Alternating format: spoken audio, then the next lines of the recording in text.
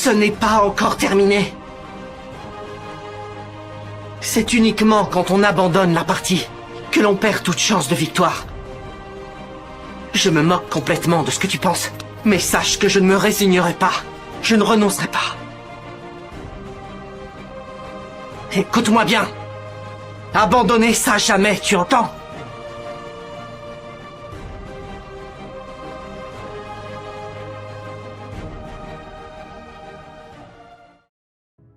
Salut tout le monde, c'est Rems, et aujourd'hui dans les Multiverses, on va célébrer l'anniversaire de Kuroko. Parce que oui, aujourd'hui on est le 31 janvier, donc je me suis dit que c'était le moment idéal pour se plonger dans sa propre histoire de personnage. Et par la même occasion, ça va aussi nous permettre de comprendre pourquoi il est l'un des meilleurs protagonistes, tout shonen confondu. Et croyez-moi, ça va bien plus loin que vous ne pouvez l'imaginer. Mais avant de commencer, n'hésitez pas à liker, à vous abonner et à partager cette vidéo à vos potes si vous pensez que ça peut les intéresser. Allez, c'est parti.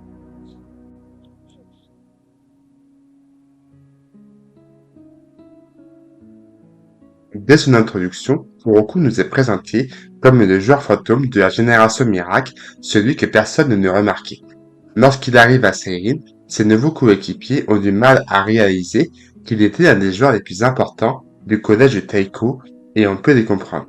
Parce que, dès le début, lorsqu'on voit les autres gars de la génération miracle, ils n'ont pas la même aura. Murasakibara, c'est le géant de 2,8 m qui fait des tête-à-tête avec ses paniers. Aomine était l'as de l'équipe de génie qui humiliait ses adversaires.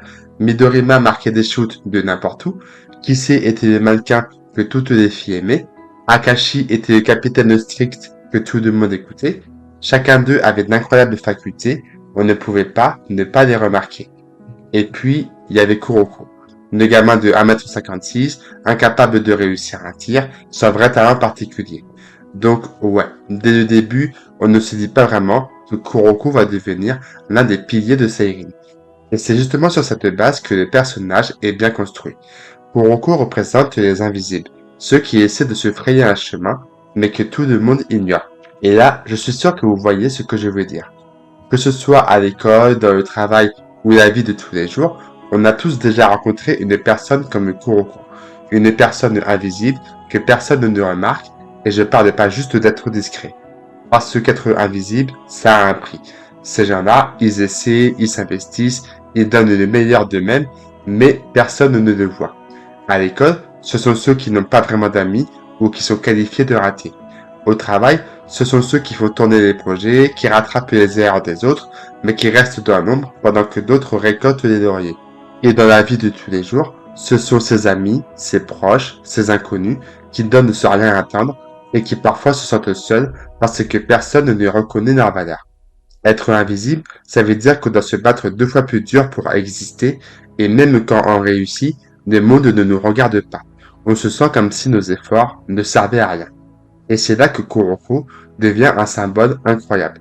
Il représente tous ceux qui n'ont pas de lumière sur eux, mais qui font tourner le monde en silence.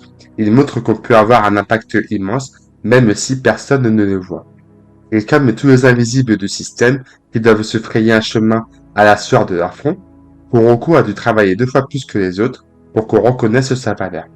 Il restait des heures et des heures à l'entraînement pour s'améliorer et pouvoir intégrer l'équipe A de Taiko, mais ses efforts n'étaient pas récompensés, au point qu'il était prêt à abandonner son rêve. Parce que, parfois, lorsque l'on donne tout pour réussir, mais que notre travail n'est pas récompensé, il est normal d'être tenté d'abandonner. D'ailleurs, la scène où il fait part à Aomine de sa volonté d'arrêter les baskets est l'une des plus poignantes du manga. Bref, Kuroko, dès le début de son histoire, s'impose comme un personnage tout à fait réaliste. Il nous montre bien que son parcours n'a jamais été et ne sera jamais simple. Et puis, heureusement, il y avait Aomine. Aomine, c'est celui qui a cru en Kuroko avant les autres, et il lui rappelle que le plus important, c'est d'avoir un bon état d'esprit, mais surtout qu'il n'est pas un joueur inutile. Il devait simplement trouver comment être un joueur important dans son équipe. Et pour Kuroko, il n'y avait qu'une seule réponse possible, faire briller les autres, être le joueur fantôme, celui qui ferait gagner son équipe. Et c'est ainsi qu'il va créer son propre style de jeu. En s'intéressant à l'art de la prestidigitation, Kuroko va comprendre qu'il peut l'utiliser pour trouver sa place dans l'équipe. En maîtrisant cette capacité, il va apprendre à se faire oublier et à détourner l'attention. Il va développer de cette manière tout un tas de techniques qu'il mettra au service de son équipe. De shoot fantôme, de dribble invisible, de misdirection overflow. Il utilise sa propre invisibilité pour faire briller son équipe. Et là, c'est fort. Kuroko nous montre à tous qu'on peut transformer nos faiblesses en force, que ce qui nous rend différents peut devenir notre plus grand atout. Kuroko devient littéralement l'ombre qui fait briller la lumière. Seulement, cette lumière finit par devenir trop forte. Parce qu'à Taiko, la génération miracle ne perd jamais. Il gagne encore et encore, trop facilement. Et c'est là que tout commence à se fissurer. Aomine ne trouve plus d'adversaire à sa hauteur, il s'ennuie, il perd sa passion. Murasaki Bara commence à se demander pourquoi il joue encore. Midorima devient obsédé par la perfection individuelle. Kisei cherche sa propre identité au-delà de la copie. Quant à Akashi, il perd complètement un vrille. Kuroko regarde ses coéquipiers, ses génies du basket, perdre l'amour du jeu, perdre ce qui faisait d'eux une équipe. Et bien sûr, le moment qui le montre le mieux, c'est lorsqu'il assiste à l'humiliation de son ami d'enfance, Ogiwara.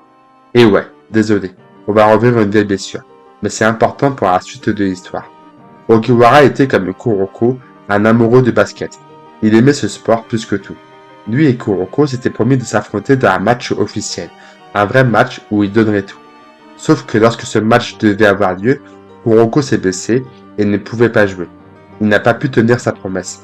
Ogiwara et son équipe se sont alors retrouvés seuls face à la génération miracle et ce jour-là, Kuroko a vu quelque chose qui l'a brisé.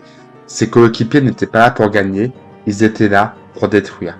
Ils voulaient rendre le match intéressant, trouver un peu de challenge dans un sport devenu trop facile.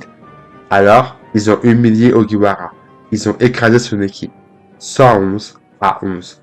Un score qui n'a aucun sens, un score qui ne devrait pas exister dans un vrai match de basket. Ce n'était pas une victoire, c'était un massacre. Et pourquoi ce massacre a existé? Juste pour rendre le match intéressant. Et Kuroko, depuis les gradins, a regardé son ami perdre sa passion pour le basket. Il a vu la lumière s'éteindre dans ses yeux. Ogiwara ne jouera plus jamais de la même manière parce qu'on lui a voulu quelque chose d'irremplaçable, son amour du jeu. Et Kuroko, lui, s'est senti coupable. Coupable de ne pas avoir joué, coupable de ne pas avoir arrêté ses coéquipiers, mais surtout coupable de ne pas avoir su tenir sa promesse. Ce jour-là, quelque chose s'est cassé en lui. Un vrai trauma. Ce n'est pas le basket qu'il aimait. Il s'était rendu compte que son équipe avait disparu. Et heureusement, il a réussi à trouver un endroit où il pourrait se reconstruire. Kuroko rejoint Seirin avec le serponné d'Ogiwara comme pour s'assurer que plus jamais quelqu'un ne vive la même tragédie.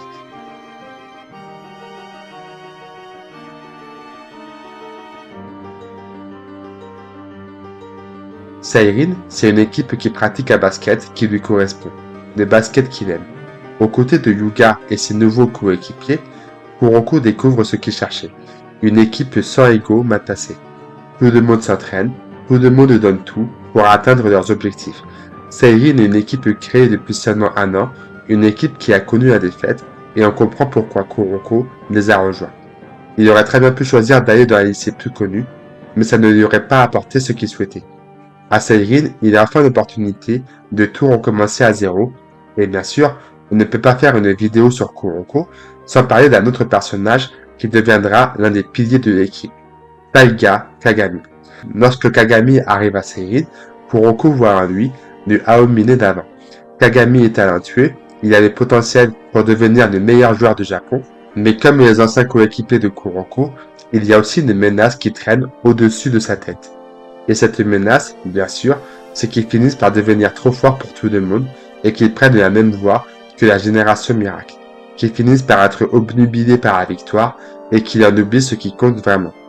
Et Kuroko, lui, est totalement conscient de cette menace et il refuse de laisser un autre génie perdre l'amour de basket. Et soyons honnêtes, Kagami prenait cette voie-là au début. Il refusait de jouer en équipe et voulait tout porter sur ses épaules. Pour lui, la victoire, c'est tout ce qui comptait, et s'il devait gagner tout seul, il le ferait. Mais Kuroko lui a remis les idées en place à coups de marron dans les pifs et lui a montré à quel point il se trompait.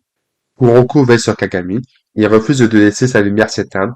En contrepartie, Kagami se rend compte de la valeur de Kuroko, il le protège, le soutient dans les matchs, il est conscient que Kuroko est plus faible que lui, mais il le respecte et ça permet à Kuroko d'avoir un vrai impact pour son équipe.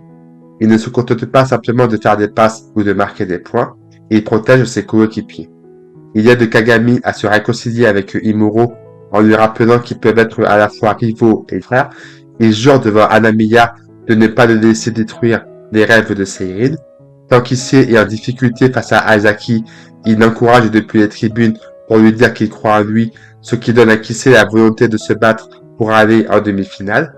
En bref, Kuroko montre qu'il est prêt à tout pour protéger ses amis. Et s'il a l'ambition de devenir des rois du Japon avec son équipe, il a aussi un autre objectif encore plus important. Réparer sa relation avec ses anciens coéquipiers. Et à force de les affronter et de les battre, il va y parvenir. Il rappelle à Kisei que le basket est avant tout un sport d'équipe. Midorima apprend à jouer en souriant.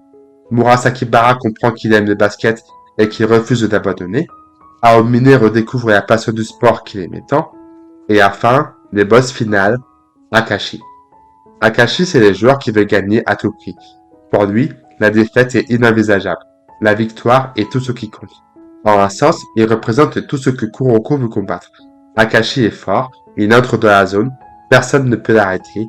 Et puis, Kuroko et Kagami font équipe pour le stopper. Akashi finit à terre, vaincu, pour la première fois de sa vie. Et là, il comprend. À vouloir gagner à tout prix, il a détruit ce qui faisait la force de son équipe et il est en train de refaire la même erreur avec Rakuzan. Alors, il lâche contre eux. Il fait confiance à ses coéquipiers. Rakuzan recommence à dominer Seirin. Kuroko n'y croit plus. Il le sent. C'est la fin de leur histoire. Ils n'arriveront pas à gagner. Et puis, Accroche-toi, Kuroko! T'es interdit d'abandonner, tu m'entends? il relève la tête, regarde vers les gradins. Et là, il le voit. Ogiwara, son ami d'enfance, celui qu'il avait vu humilié par la génération miracle. Kuroko se sent toujours coupable du fait que son ami ait arrêté le basket. Mais Ogiwara est de retour. Il l'encourage. Il croit en lui et il n'est pas le seul. Aomine, Kinsei, Midorima, ils sont tous derrière Seirin et pour Kuroko, c'est une libération. Il peut enfin laisser son passé derrière lui. Il comprend que ce qu'il a fait pour Seirin, pour Kagami, pour ses coéquipiers, ça a eu un impact bien plus grand qu'il ne l'aurait imaginé. Lorsque Seirin finit par battre Rakuzan, ce n'est pas seulement une victoire sur le terrain. Lorsque Akashi et lui se serrent la main, c'est la fin d'une rivalité. C'est la victoire de tout ce que Kuroko a construit, de tous ceux qu'il a inspiré, et là, on comprend enfin que Kuroko avait raison depuis le début. Le basket, c'est avant tout un sport d'équipe. Mais, à mes yeux, ce qu'il y a de plus fort avec Kuroko, c'est sa résilience et sa détermination à se battre. Il aurait pu suivre la même voie que ses coéquipiers, il aurait pu choisir d'adopter la même philosophie qu'eux, mais il a refusé. Il a choisi de croire en sa vision de basket jusqu'au bout. Il a choisi de croire que ses anciens amis pouvaient changer là où d'autres auraient purement choisi de les abandonner. Et c'est exactement ce qui fait de Kuroko un héros différent. Parce qu'il ne cherche pas la gloire pour lui-même, il ne veut pas être admiré ou reconnu, il se bat pour ce qui est juste, pour ceux qui l'entourent, pour l'esprit du jeu qu'il aime. Kuroko nous montre qu'on peut transformer nos faiblesses en force, qu'on peut rendre les autres meilleurs, et qu'être invisible n'empêche pas de changer le monde. Enfin, j'aimerais finir avec une citation du Aomine. L'ombre ne peut naître que s'il y a de la lumière. Aomine avait raison. La lumière doit exister pour que l'ombre existe.